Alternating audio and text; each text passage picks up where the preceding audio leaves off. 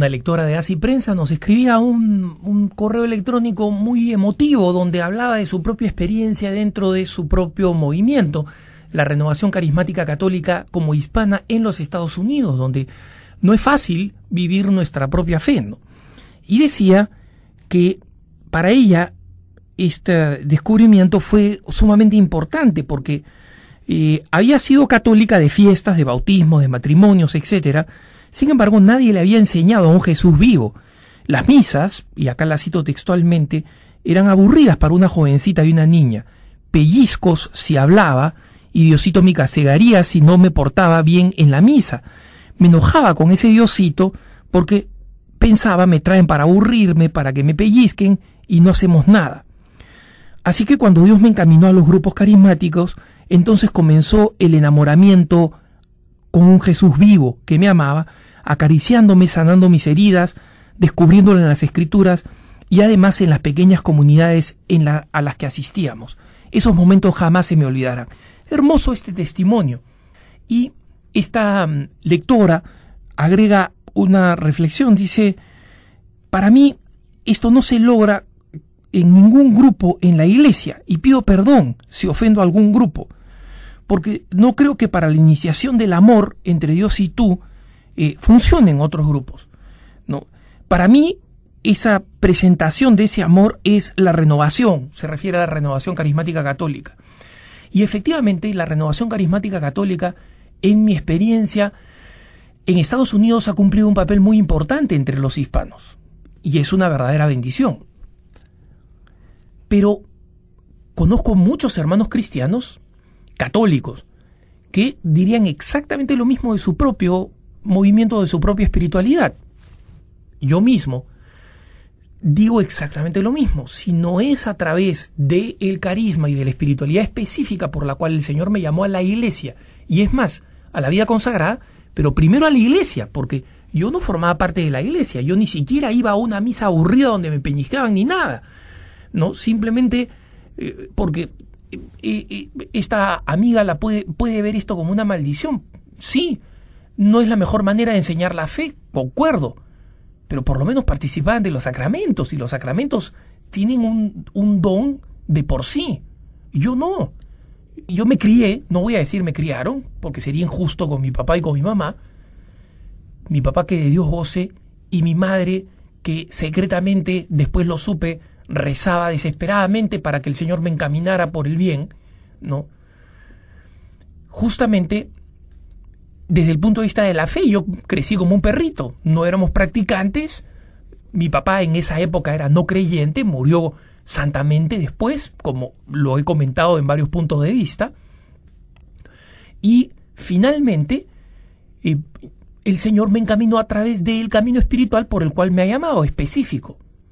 Y conozco personas que no se hubieran convertido a la iglesia si no es a través de otros movimientos y otros carismas distintos de la Renovación Carismática Católica o distintos de mi propio camino espiritual. Entonces, lo importante es reconocer, en primer lugar, que el Señor llama a través de estos carismas distintos. Y por eso es que en el pasado, después de un carisma tan importante como el benedictino que revolucionó Europa, el Señor consideró necesario suscitar a San Francisco de Asís y los franciscanos, y simultáneamente, como si no fuera poco, simultáneamente en la historia, a Santo Domingo de Guzmán y los dominicos, a San Ignacio de Loyola y los jesuitas después, y así podemos seguir mencionando a las distintas congregaciones. Podría mencionar otras más recientes como San Vicente de Paúl y los vicentinos, como los salesianos, como los claretianos, y acá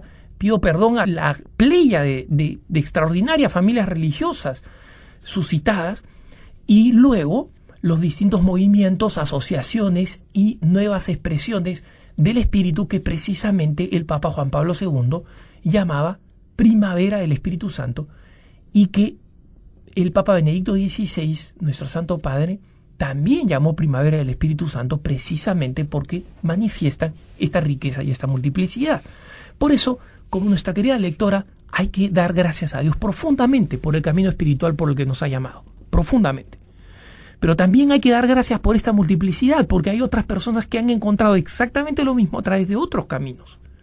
Y yo le puedo decir, otro camino no creo que hubiera servido conmigo. Ciertamente el camino que han seguido otros hermanos y hermanas en la fe para llegar, yo me doy cuenta que no hubieran funcionado. De hecho, alguna vez, algunas de esas formas de asociación o algunas de esas espiritualidades, digamos, trataron de acercarme a la iglesia y no tuvieron la capacidad de apelación que tuvo finalmente el camino que me condujo a la práctica religiosa, a la vida dentro de la iglesia y finalmente a la vida consagrada, ¿no?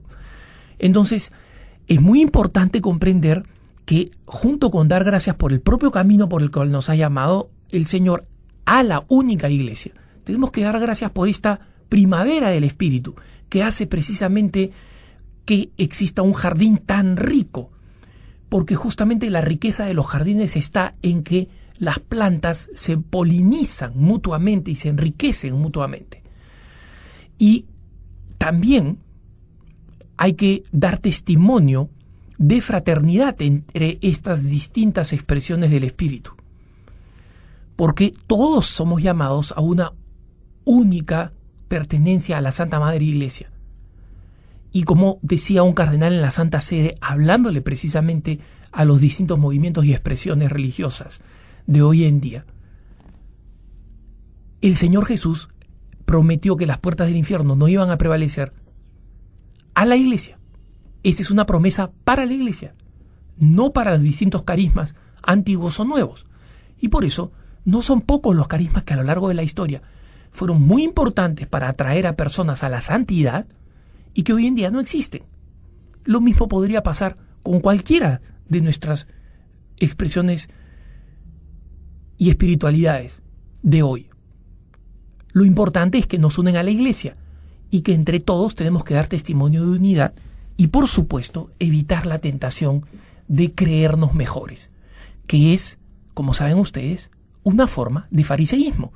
Recuerden ustedes lo que decía Jesús en la parábola de el fariseo y el publicano. El fariseo está dentro del templo diciendo, gracias Señor, porque no soy como ese, ¿no?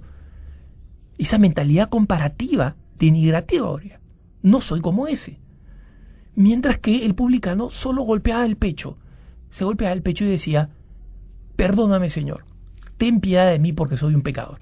Y Jesús nos dice que el publicano es el que se fue justificado, y no el fariseo, que cumplía con la ley, que estaba cerca de la sinagoga. Pero justamente nosotros tenemos que tener esa conciencia constante de que hemos seguido un camino inmerecido cuando el Señor nos ha llamado a una específica comunidad.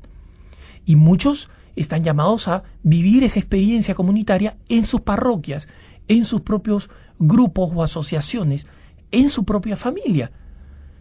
Y ciertamente todo católico que no está integrado a una comunidad, ya sea parroquial, ya sea alguno de los nuevos carismas, tiene que preguntarse hoy en día si es que el Señor no lo llama a alcanzar la santidad, que es a la que estamos llamados todos, a través de alguno de estos caminos espirituales o a través de una vida más intensa en su parroquia, a través, en última instancia, de una comunidad específica.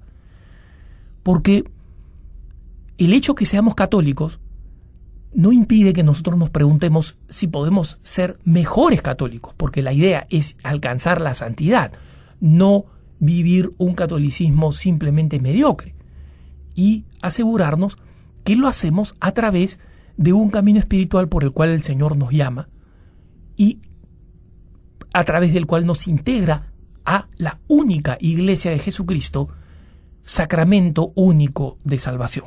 Que tengas un buen día.